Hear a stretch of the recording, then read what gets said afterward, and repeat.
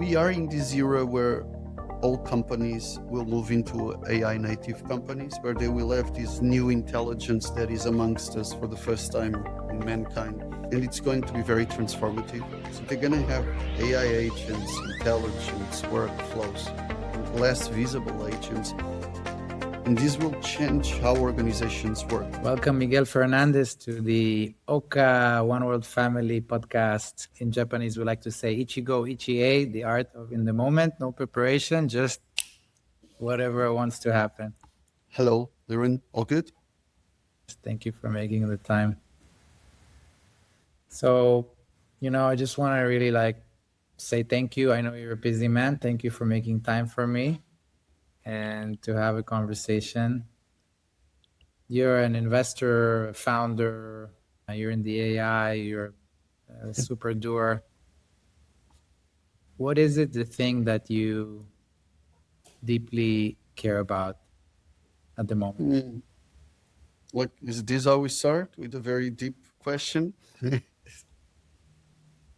a deep podcast. And I've always been obsessed with creating value for me, for others. How do you create value? And value in a very capitalist way, on the sense that if I don't have financial sustainability and the others around me, I think life it's gonna get pretty hard. So that for me, on the Maslow pyramid, it's the foundation. And maybe because I lacked that when I was a young kid, I've been on this journey to find how do you create value? What is value? How do you create more resilient from a financial stability point of view? And maybe that put a little bit of fire under my ass to think about that when I was younger. I turned it almost into a game. I tried to replicate, build a machine that builds machines. So build a studio that builds new companies that create value for me, others, the ones around me, and hopefully that will create a flywheel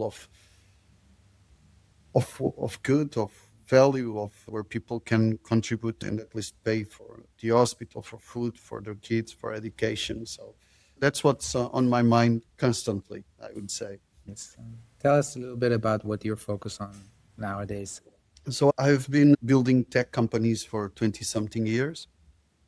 In the last 6 years, it's been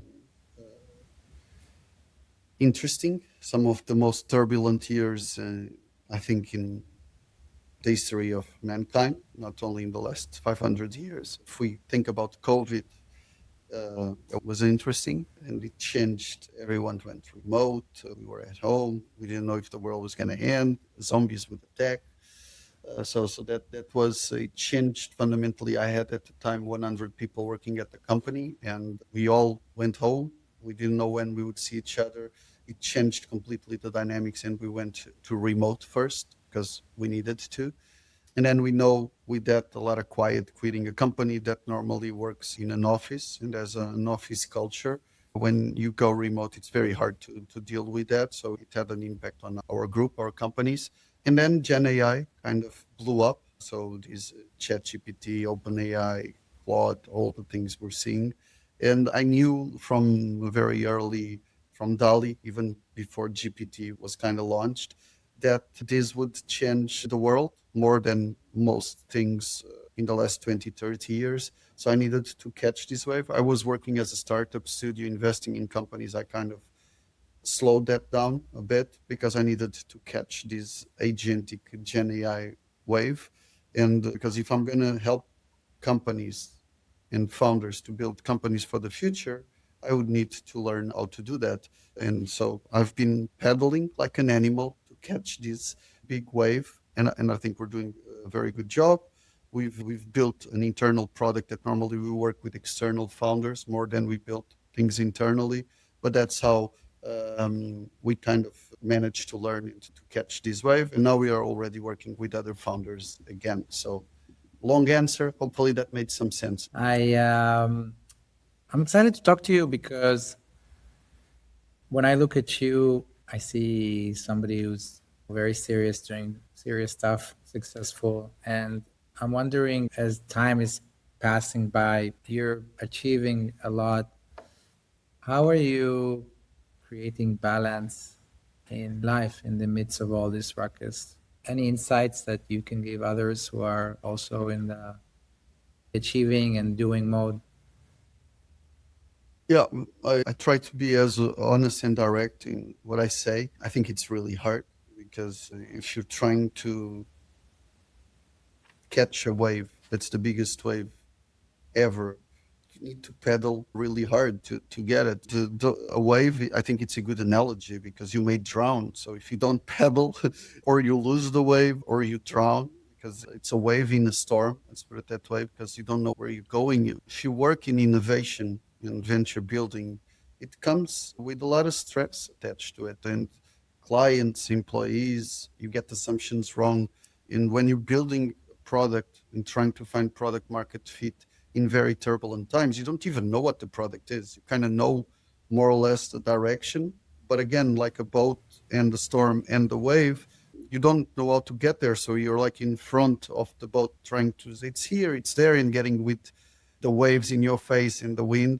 So some things that work for me, I try to understand when I am reaching a limit, and I try to kind of switch off. I think I became really good at switching off weekends. When I go home, I don't work after 8 or 9 in the evening, because I need to recover. I try to sleep as 7, 8 hours a day, and that gives me enough energy to go and pedal and then catch the wave on the next day. But yeah, I think it's trying to rationalize it, understanding that you're going through this period and you need to do it as hard as it is, but trying to listen to your body. Are you reaching a limit? What's happening? And trying to take as much rest as possible, knowing that you cannot take too much. If not, you're going to lose the wave. So if you want to find balance and have a work-life balance, potentially being an entrepreneur that wants to build the most amount of value, an ambitious company that grows international, I think they're kind of in conflict with each other. So probably if you really value balance, maybe don't go in this journey. Find a lifestyle business, do something that's a little bit more predictable. There's a lot of value in that. There is no shame in building a business that grows to 2, 3, 5, 10 million. That's 2 or 3 people, family business. There will be stress, but less stress. The waves are lower. Let's put it that way.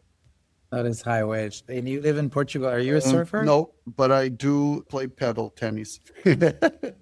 I don't surf. By the Yeah. way, I used to paddle surf for 15 years. Yeah, I know how to stand up paddle. I've done all those kind of things. I do, Yeah. but not a surfer, Liran, not a surfer. Nice.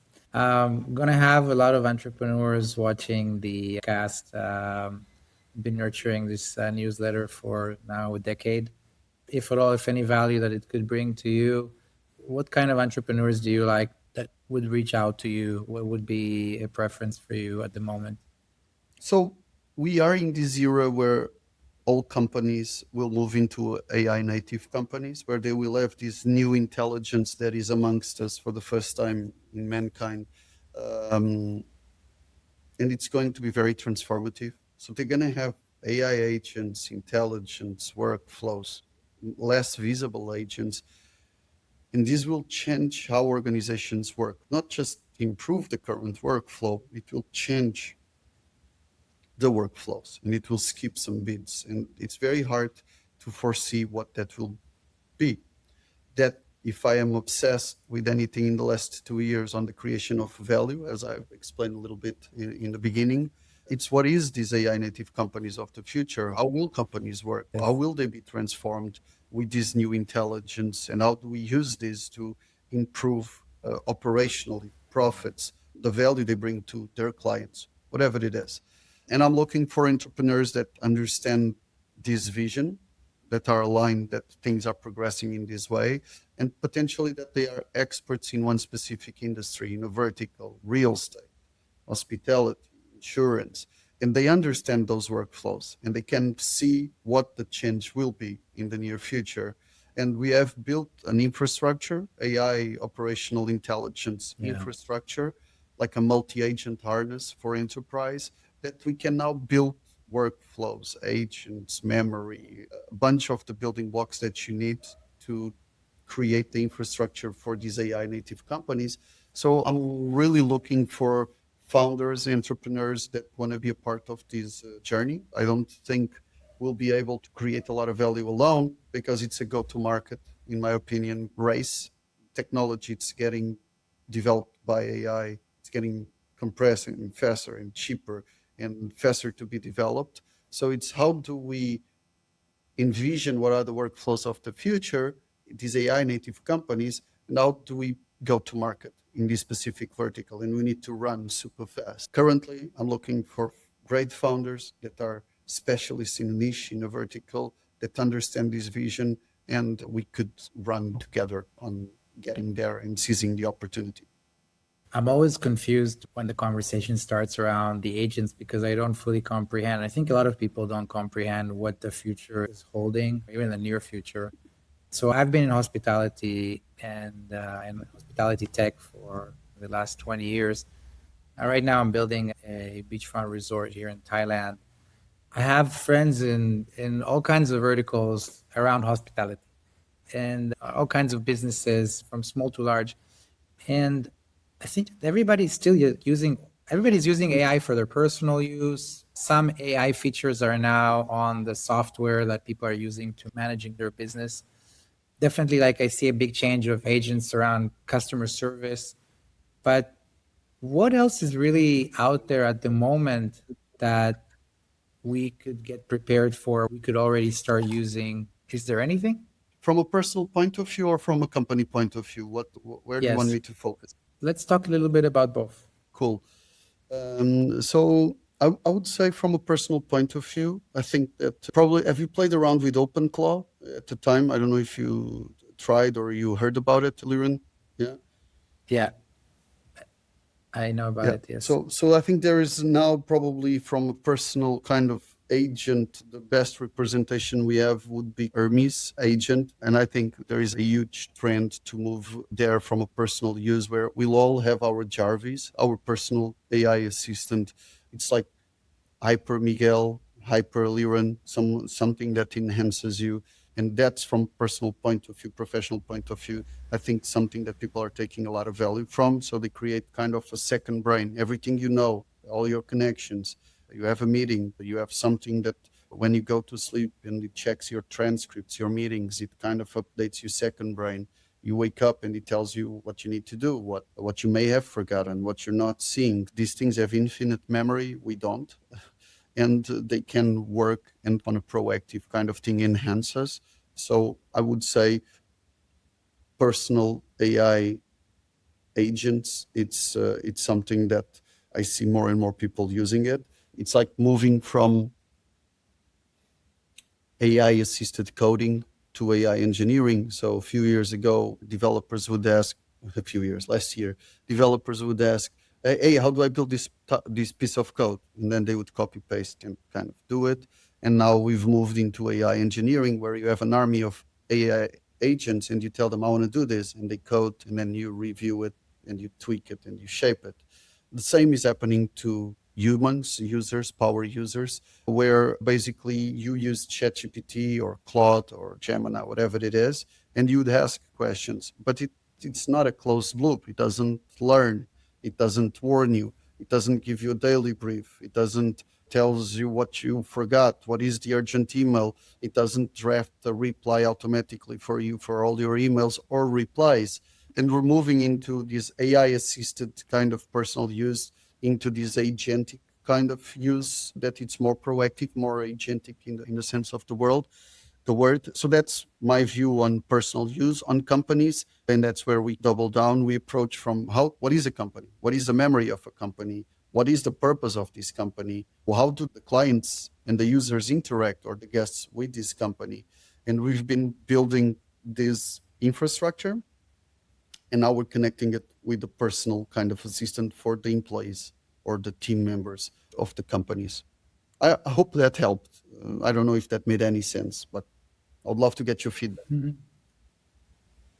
No, no, no, yeah, it does. I was just thinking about the movie I watched with my wife the other day. It was called Wall-E. Did you watch that movie? It was about a robot falling in love with another robot. I've always been in sales and marketing and mostly in tech companies and around hospitality.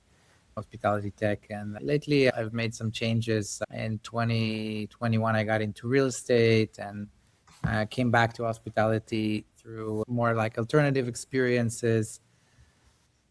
At the moment, I'm very curious about, how all of us founders and people that are aspiring to build things, how we, at one point, life always catches us, and we're all humans. We for sure came to this workshop called life, and at the end we're going to check out.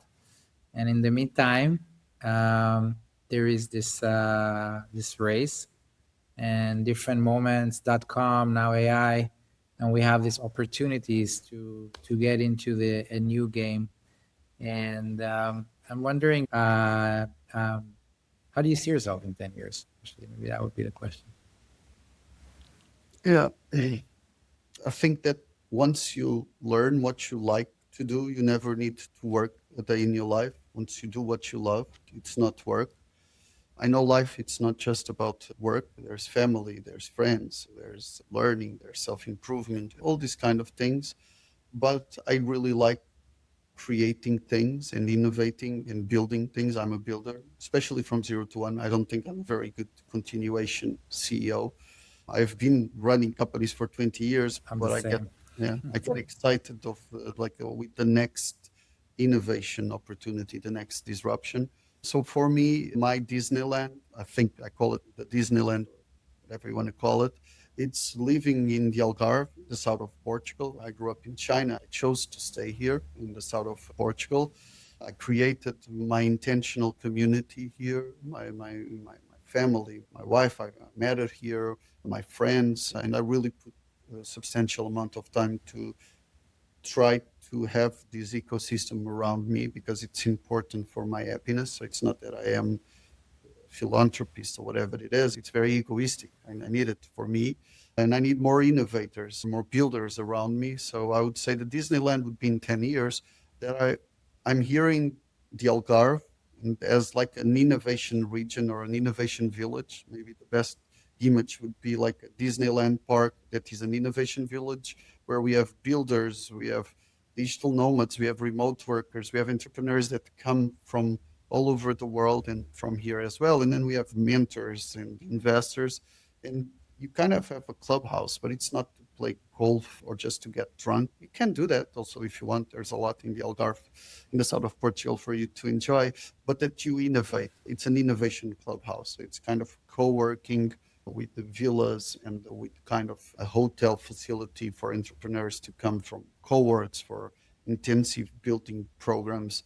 I think probably that's the best answer I have. Maybe I'll hate it when I do that, and it's not paradise, it's hell. But you never know until you get there. Who knows? Yeah, who knows? Yeah. I sometimes do this exercise. It's part of this workshop called the Legacy Workshop, where we pretend that we just died and we're in our funeral and we're seeing what our friends or people that came, who's there, what they're saying about us. It's always interesting. And then sometimes I like to ask the people that are like sharing that, and if you knew now that you have another year or two, how would you change and what would you do things differently? And some people, say, oh, I've been more closer to my kids or be closer to my family. A lot of the times they say, well, we'll work less because we know we don't have too much time to maybe to see things through and I think that the best thing is when you are really connected to your purpose and it feels like you're super connected to that. So that's really inspiring and motivating.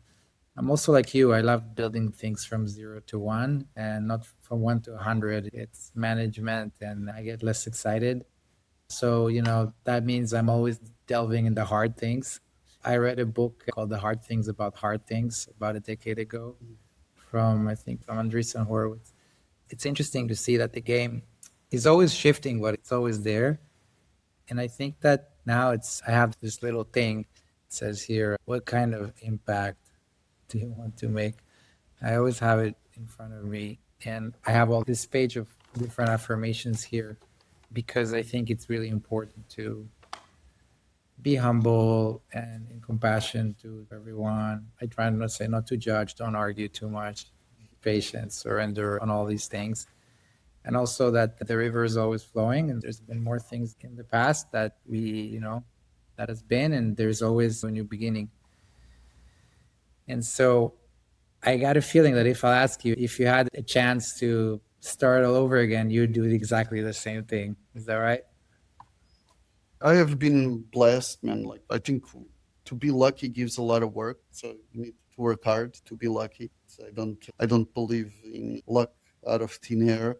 And I've worked hard, but I'm blessed, man. I have a healthy family. I have a son that's healthy. I have a good relationship with my parents, her parents.